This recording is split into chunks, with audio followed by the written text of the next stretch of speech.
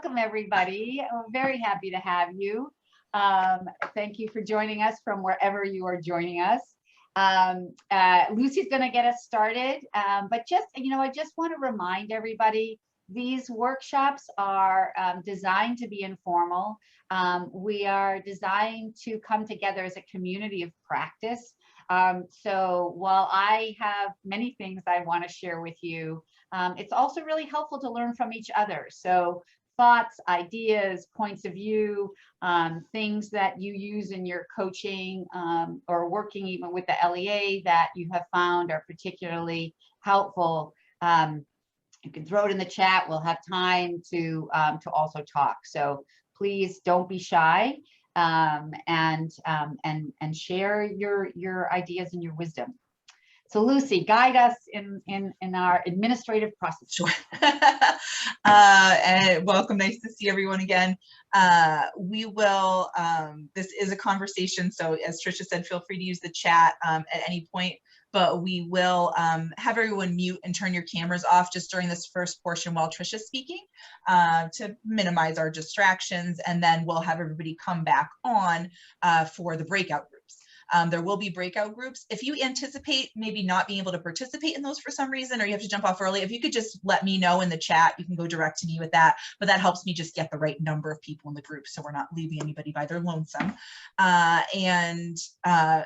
to me direct in the chat with anything logistical that comes up at any point, but feel free to just put stuff in for the group as well.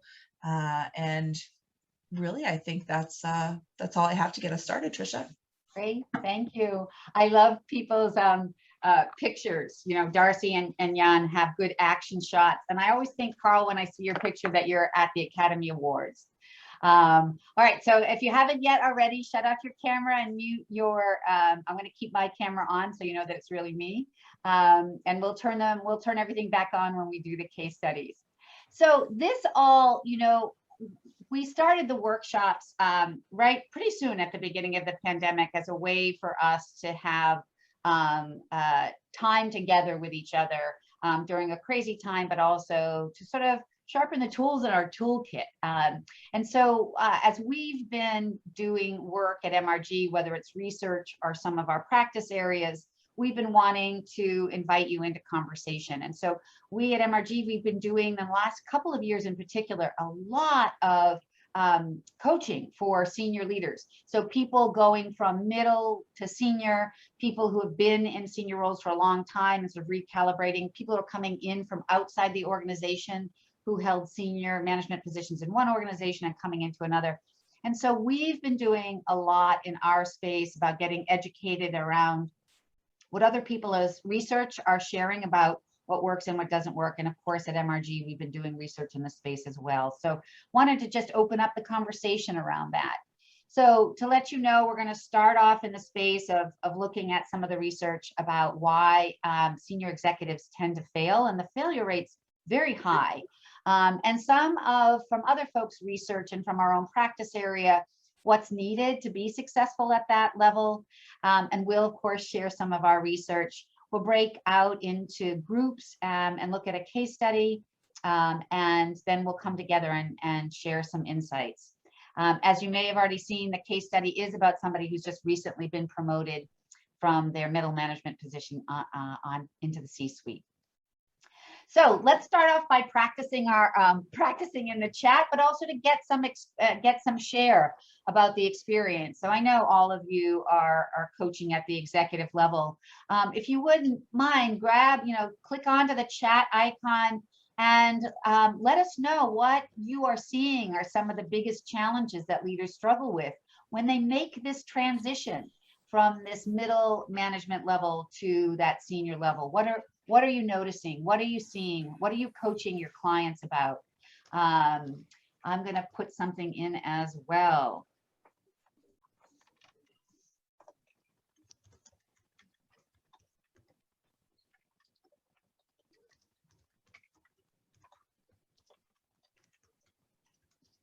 That's great. This is good stuff. If you've already typed something in, take a look. Some really, really good. Oh, no one to talk to. Yeah, and that's, yes. Bonnie, yes, not being strategic enough. That's one of the biggest executive presence. Yep.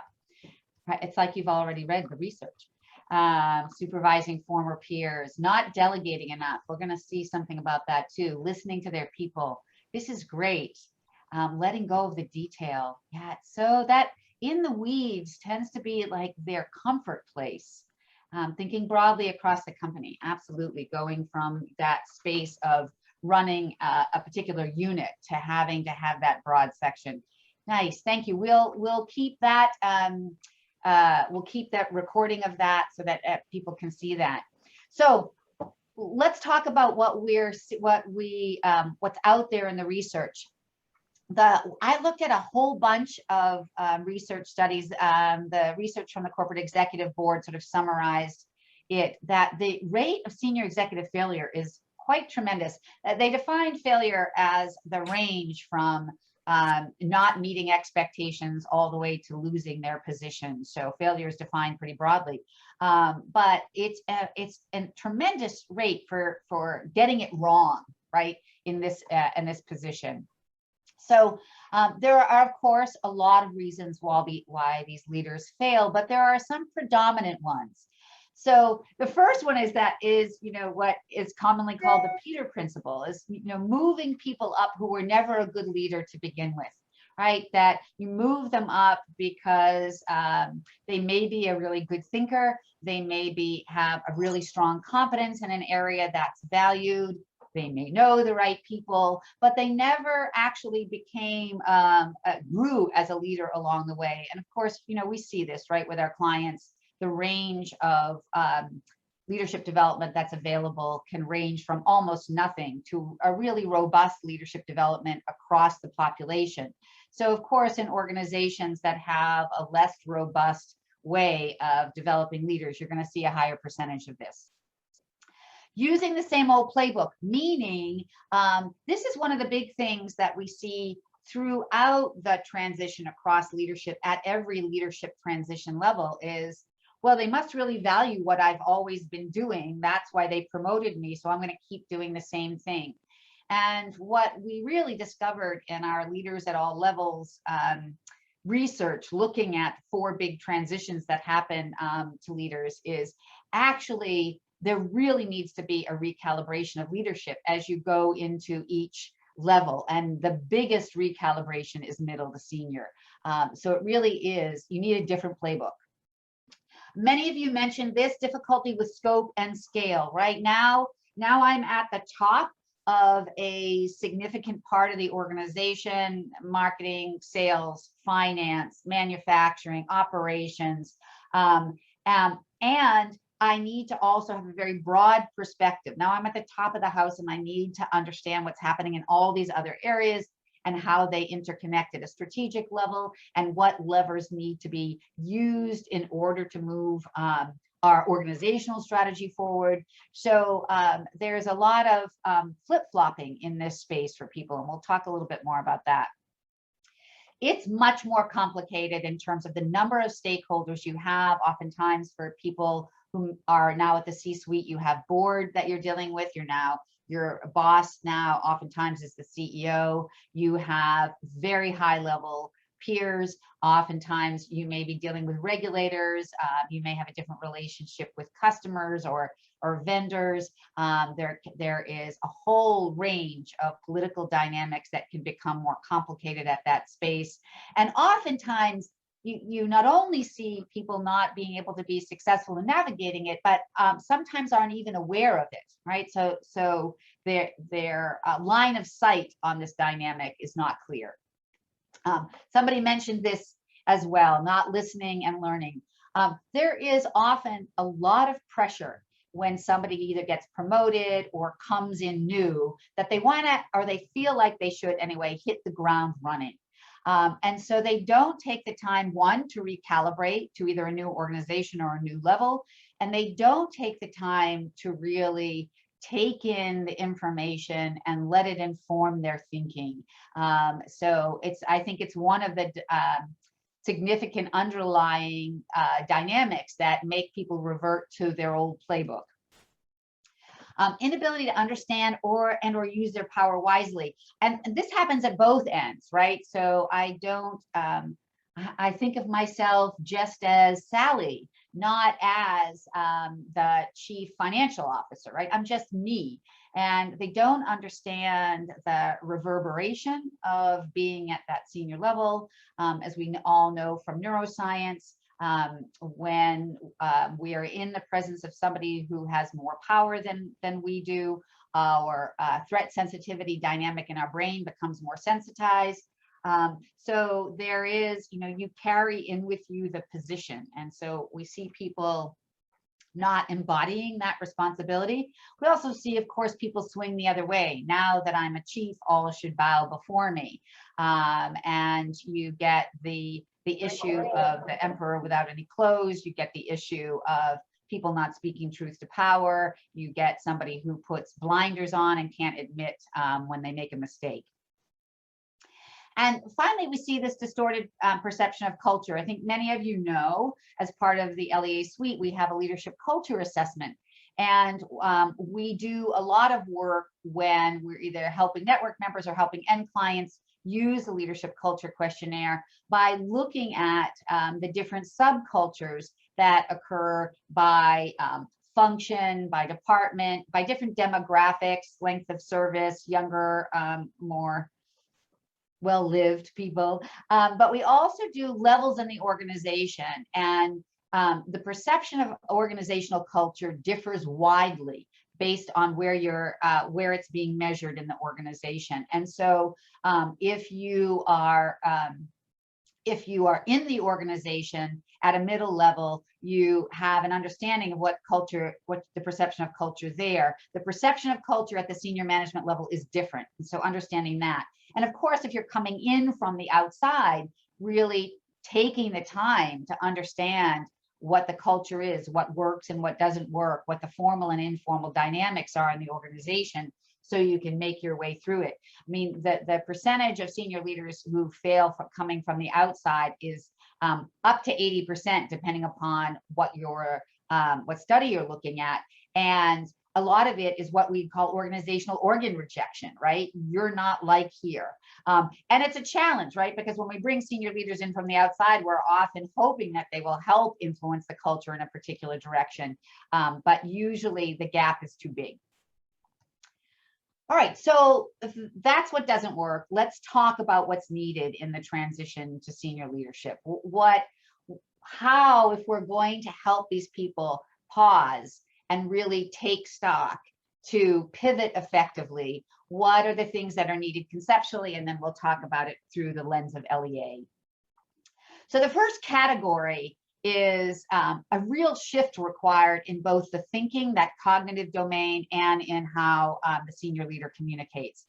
So when we coach people, we ask them how they carve out time to be more strategic, to read, to have conversations that give them some insight at maybe the 10,000-foot level, depending upon the level, or the 30,000-foot level. This is especially important in senior management.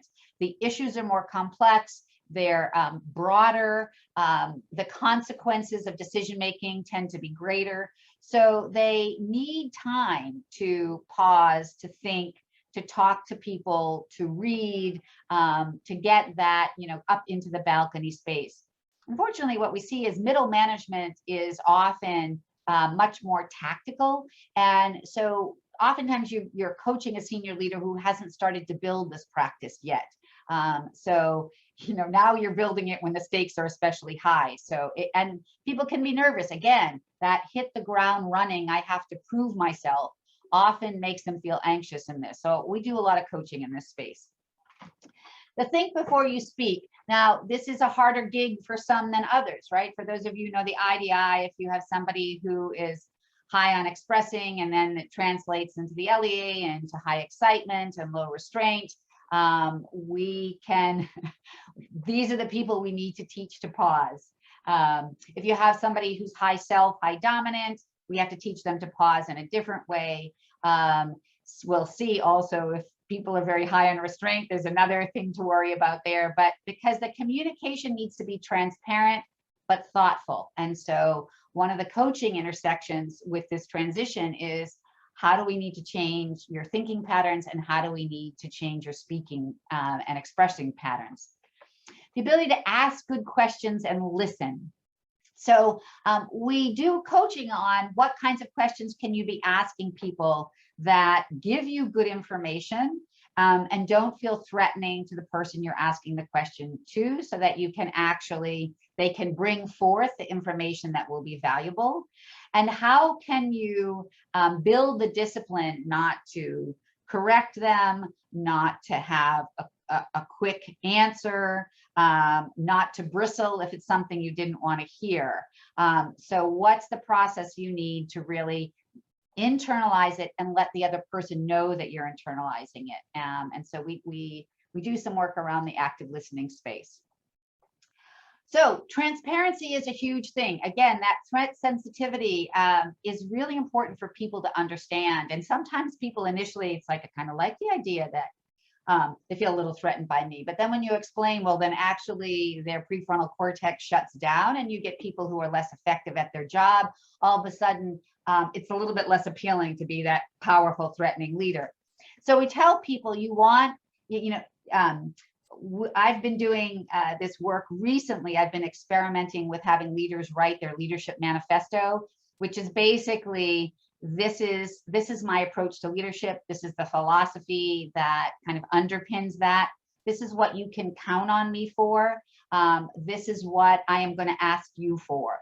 So there's really transparency and a place where you can be held accountable. Hey, you said your style is to be open to debate and pushback, and everybody's opinion is welcome. And yet I see you shutting down when we get into an important conversation. The other thing you want to do as part of helping leaders create psychological safety is having them talk about what they're working on developmentally. This helps with avoid the emperor empress without any clothes. It states the obvious, which is leadership, if not lifelong learning, is at least career-long learning. It sets the stage that we're all going to be open about what we're working on developmentally. And it also sets the stage of asking for feedback, right? So another way you create psychological safety is to be open about facilitating that two-way conversation. Have I given you the information you need? Does this approach of communication, is it working for you? I am working on being more consensual. Have you noticed that? So the opportunity to really balance the power and presence with a level of humility and openness. So that's also an interesting thing to be coaching around, that the balance between those two. The next category is, you are on the executive floor, right? It is a different place to live, figuratively or literally, depending upon the structure of the organization. So as I just said, a big part of that is displaying self-confidence and that executive presence. If you've looked at our self-confidence research, you know that we have found no correlation between a leader's felt sense of self-confidence and observer perceptions of whether that leader is in fact self-confident. So you're coaching in two ways here, right? You're coaching on what builds self-confidence, and the sort of audit of one's participation in the leadership role, and what you're doing well and what you're learning and what you've gotten better at. Often I have people do a little history of their leadership journey to actually recognize, hey, I actually know stuff. And so what we want is, we don't want arrogance. So being transparent about what you're working on and asking for feedback helps with that. But we do want people to feel like, I can trust this person because they look like they trust themselves in this space. So that executive presence work. A couple of people mentioned this in the chat, the balance between, it's very important for me to still be the leader in my department area focus division, but now I really, really need to pay attention at the whole organization level. One of the things that's really challenging about this, I'll say, is what happens with senior executives is they can only be up at that executive level consistently if the organization below them is well staffed in terms of capacity and well staffed in terms of competence. So we, not only is there sometimes a chance to, a temptation to dive back down because it's simpler and I know how to do it, but there's also sometimes a requirement to dive down because you don't have a full complement of staff. So sometimes when you're doing this executive coaching, you're also doing some management of organizational structure and staffing. And really, that whole organization focus can be a challenge if there isn't openness across that peer population and the senior most leader, usually the CEO, if they're making sure there's good gathering, good communication, if the strategy is agreed to, whole organization focus is easier. If there is disagreement about organizational level strategy, that whole organization focus becomes much harder. We've talked about this as emperor or empress without any clothes. We all know it's not in general easy to, in an organization, to speak truth upwards or to challenge or to debate or to have a dissenting opinion. So I've been doing a lot of work on educating people on what psychological safety is and what the senior management role is in creating psychological safety. Amy Edmondson at Harvard Business School, if you haven't really done a dive into psychological safety, her writings on that I think are really strong.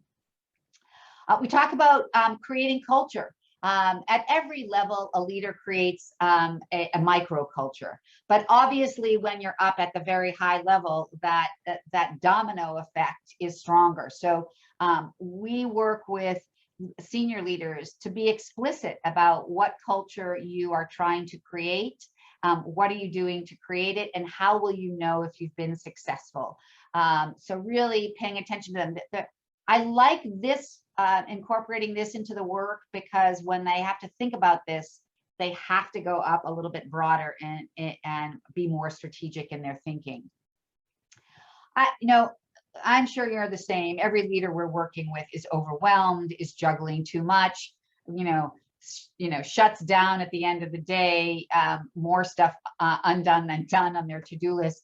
But it's even more challenging at this level. The requirements at this level are extraordinary. And so how to prioritize and how to communicate priorities to all your stakeholders and how to negotiate priorities is a huge space in this coaching. And finally, the relationship dynamic changes quite a bit at this level. While middle managers often have some peer relationships, when you're at the executive level, strong peer relationships makes a big difference in terms of how effective you're going to be. And so we coach people to really build strong one-on-one relationships, and in particular, strong one-on-one relationships with the peers that you don't deal with as directly, or you don't have as much of the same perspective with. Because if there are strong one-on-one peer relationships across the executive team, when there's this, inevitable, almost always, debate, disagreement, trade-offs that have to be made as you navigate through complex decisions and issues, you have more resilience in the individual relationships as well as across the team. Talked about this need to create psychological safety across your constituents. Your peers need to know that confidences will be kept. They need to know you'll do what you'll say you'll do. And of course, when you have more power dynamic, people need to know that they can speak up, that they can disagree, that they can say they don't know. The CEO needs to know that you will be straightforward with them, that you have his or her back, their back. So this dynamic of psychological safety is really reflects the complexity of that stakeholder space. As I said before, if you don't have a strong, capable staff underneath you in the organizational structure, it's really hard to be an effective executive. So you have got to have in mind, how am I making sure these people are growing in their capability? and they're in their capacity. How am I making sure that my whole part of the organization is doing that all the way down to the individual contributors, so that our pipeline is strong, particularly now where we're seeing people exit organizations at a more rapid rate than, say, 2019. We need to have a line of sight on pipeline development internally. I don't know how everybody will feel about this, but I ask everybody I coach at the very beginning of the coaching whether they have and use centering practices, which can be meditation, it can be yoga, it can be time in nature, it can be walking, it can be journaling, it can be tapping, but something that clears out the mind and the body to bring it back to center. I tell people it's just like rebooting your computer when you've got too many things operating at once and it gets stuck. And I work with people to keep their centering practices if they have them and maybe use them a little bit more. I work with people to bring back centering practices that they had at one point, but they've stopped using them. And for many people, I'm helping them find centering practices that work for them. And we work it two ways, both how to do it relatively consistently, but also how to use them on an as needed basis, how to recognize when you need to take a pause and bring yourself back to a more grounded, centered space. So I have to say, you know, I was a little bit tentative several years ago when I started doing this, but I have not had one person run away screaming for me talking about this. I think we're helped in that this idea has become more in the, you know, kind of the general zeitgeist. So I would highly recommend it because being physically fit and psychologically sound makes a huge difference at this level. All right, I see chat numbers, Lucy. What's happening? So folks, go ahead and put questions in. The first comment that I'm seeing from Bonnie was just that the real issue now is that not enough people and leaders become working leaders and don't have the time for everything that we're talking about. Yeah, it's absolutely true. You know, I have found, I will tell you, the executive coaching that I find most successful is when I'm coaching the whole team, including the CEO. Because we really talk about, there are trade-offs. And so we talk about what the trade-offs are. If we're not willing to add staff, then it means the executive team is going to have to be more tactical. And so that's a consequence, right, of not adding staff. If we have, I'm working with a team right now that is in that really polite stage. So they're not speaking very directly to each other. And so we talk about what happens when conflict goes underground, right? So I think, though, Bonnie, your comment is really valid. And what I find I'm doing a lot of is that prioritization is how often do you need to recalibrate? How often do you need to look at that important versus urgent? How often do you need to assess the trade-offs? And I've got some people over COVID, it was a weekly basis they had to do it because things were changing so rapidly. I think more normally it's probably a monthly basis. People need to stop and see where the activity leakage is and where they've gotten into a habitual pattern that's actually not the best use of their time. This is not just happening, as we all know, at the executive level, and you all know we're kind of on the bandwagon about this shared leadership thing. The leadership role has gotten a little bit nuts, quite frankly. So I think we're in this for the long haul in terms of helping people pick through all the stuff that's on their plate to help them prioritize so that they can feel like they're being successful in the most important places. Anything else, Luce?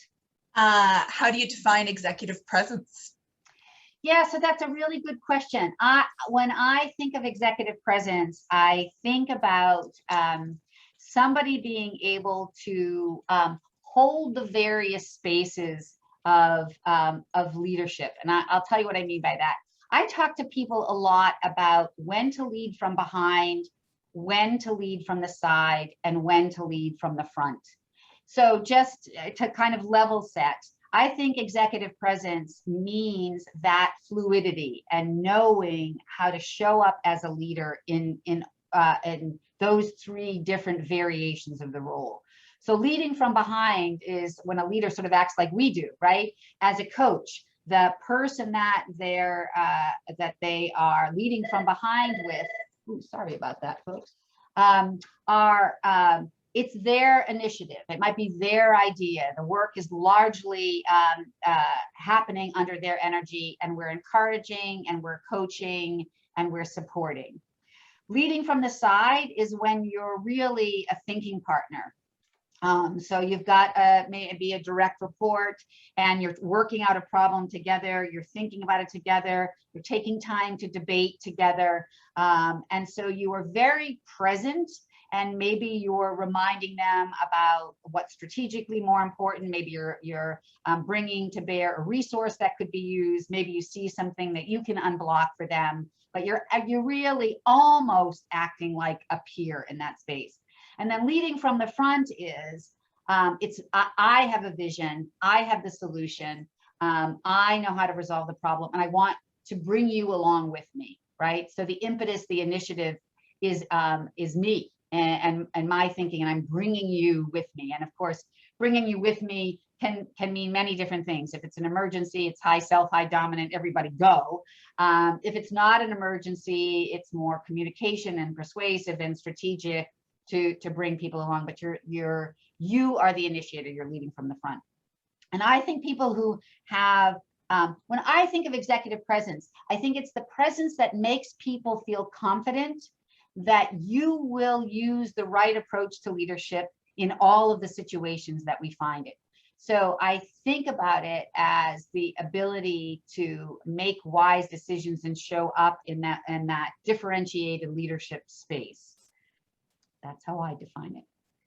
By the way, there are an unlimited number of executive presence definitions. When we looked into it several years ago, along with Bonnie, it's really quite amazing how many different versions there are. But that's how I think of it. Should we keep going? Yes. Is there more content before breakouts? Yes. Yes. Okay, great. Yes, please keep All going. right, MRG research, fast and furious, because I'm sure most of you have seen it. So of course, we want to look at what is from an LEA perspective, since many of us are using the LEA when we're coaching. By the way, when we do executive coaching, we always use the IDI and the LEA 360. So that's our kind of go-to data gathering.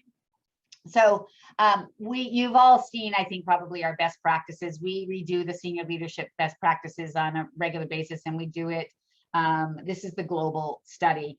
And so just in case you're not familiar with our best practice graphs, this is looking at the behaviors that distinguish highly effective senior leaders from everybody else, right? And the relative importance is designated by the ranking that you see in front of you. And so when you look at the blue bars on the right, that is telling us that highly effective senior leaders use these behaviors in blue more than their less effective counterparts. And as you look at self and authority on the left, that highly effective leaders use these behaviors less. Now, remember, this is not an on-off switch. You can imagine the dial, and for the blue behaviors, you're turning up the dial a little bit relative to other leaders, and the green, you're turning down. So when we look at less emphasis, basically, we want to be sensitive to overuse. And the blue, we're looking for, do you have this in play enough, right? So this is sort of overall, and I start with this when I'm working with senior leadership teams, but I also look at LEA data in relationship to this map. Remember, research is telling us what happens across a broad cross-section, so it's not an automatic recipe, but it's a good starting place to see, do I see anything at risk, and can this guide me in my conversation with this person? We've also done a body of research on what the movement is from being a high potential leader at one level in the organization, what's required of them to become successful at the next level, right? So you're seen as really being a star and having this great potential, but what's really required to be successful in that move? And so we looked at, we've looked at four major shifts, four major levels, and the three big shifts that happen across that. So just as a reminder, we used for people, how do we define the high potential leaders? They're people who got very high scores, the highest score on the future potential question and the observer score, observer questionnaire. A much higher bar to be labeled as highly effective in the next level category. You had to get high scores across all 30 competencies, right? So a high bar. So, and we do that sometimes in research. We go into the ether a little bit, but we really wanted to look at what that big swing would look like. So we looked at several movements, and I'm not going to spend a lot of time in these first two. You'll have the slides. We also have a good article on this. But really, I think that the main thing to see about this structure is there are quite a lot of behaviors that have to change, even though you were successful and tapped on the shoulder as somebody or people believing, many people believing you had what it takes to go to the next level. It's still a big leap and a big pivot. What is also important for all of us to remember, and also to help our clients remember, is the pivot is not just increasing some of the behaviors, it's also toning down on the use of some behaviors. So it's a significant shift. It becomes even bigger as we go along, right? So it was a shift in 9 behaviors to go from individual contributor first line. It's 11 behaviors, again, increasing some and decreasing the others to go from first line to middle. And here's the big one, right? 14 behaviors need to shift in this space. It's a large magnitude of change. We're only measuring 22 behaviors, and you have to shift 14 of them, right, to really make this. And I think it's one of the reasons that this transition is the transition with the highest percentage of failure. It's such a significant change, and it's a significant change across the full domain, right? The cognitive domain with conservative and innovative, the interpersonal domain with empathy and outgoing, the engagement domain with persuasion and excitement, we've talked about delegating, actually kind of getting out of the weeds, the increase in management focus, but also the asking questions with consensual. So it's a lot of domains, and simultaneously we need to pull back, right? We need to be less structured because that should be happening at lower levels in the organization. We need to decrease our deference to authority. We need to decrease how tactical we are, and we need to back off a little on the control, because again, that should be happening at the middle management level. Tricia, just a quick clarification on conservative. Could you just yes, thank you. Definition of the so you see this here, this cognitive domain of conservative and innovative. For those of you who use the British English, conservative is labeled as traditional. So what is happening here is, remember, we're thinking about the whole organization. We're dealing with more complex problems. And so all the leaders along the way, just like we saw in the senior leader best practice, are higher on strategic than their less effective counterparts. So strategic has stayed in play all the way along. But now we need more conservative and innovative because of the level of complexity that we're dealing with. And the consequences of making a mistake are significant. So we need conservative so we have a higher level of risk management, but we can't stay stuck. So we need to balance that with innovative. And remember, we've already got, if you're effective, you've already got strategic in play. Is that Lucy, give me, am I all right? So this is the overall map that you got sent, and you can just see as a reminder, it just gets more complex to make that successful transition. And it's really why we need not to just, at any level, just throw somebody in to their next level of leadership, because the pivot is significant all the way along the way. It's just enormously significant as we make that shift from middle to senior.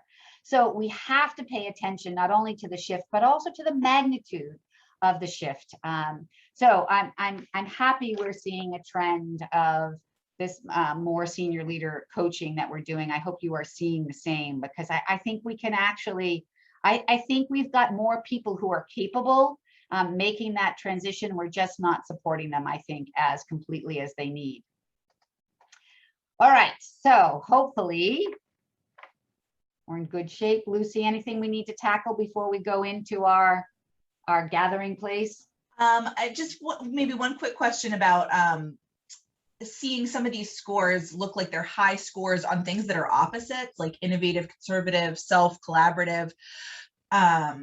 Linda was just mentioning, I didn't think it was possible to get high scores on all of these things. So can you explain that? Right. Yeah. So just a reminder that it is possible to, so I'll just take the dichotomy first, right? So it is possible to be seen as having a thinking process that is really very risk managed oriented, being careful, actually considering the things that could go wrong, judging how big a leap you want to take simultaneously while you're talking about innovation and changes that could be made. And when you have them both, it's, you're sort of debating both. So, everything that's measured in the LEA is measured independently of the other variables. So from a scoring perspective and also from a manifestation perspective, you can hold those dichotomies, and the questionnaire process allows for that. So in terms of being high in all, so just want to remind you that when we say increase or decrease, it's not flinging it to the 85th percentile or turning it down to the 15th percentile. It's increasing your use of it or decreasing your use of it. And that's where I think coaching really comes in for that calibration, right? So when we say the highly effective, to make this shift, you have to go higher than where you are. It could be that the high potential person was 50 on communication and they need to go up to 70, right? Or they were 60 on structuring and they need to go down to 40, right? So it's a recalibration. It's not swing high, swing low. I hope that feels clear.